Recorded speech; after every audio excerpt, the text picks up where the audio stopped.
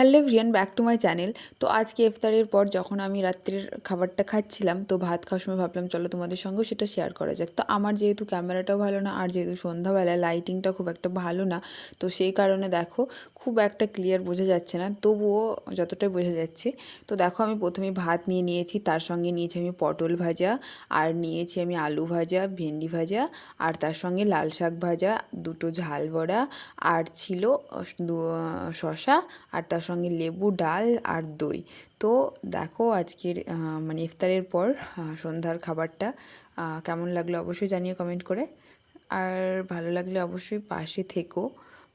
তো আর কি বলবো, এই আর কি।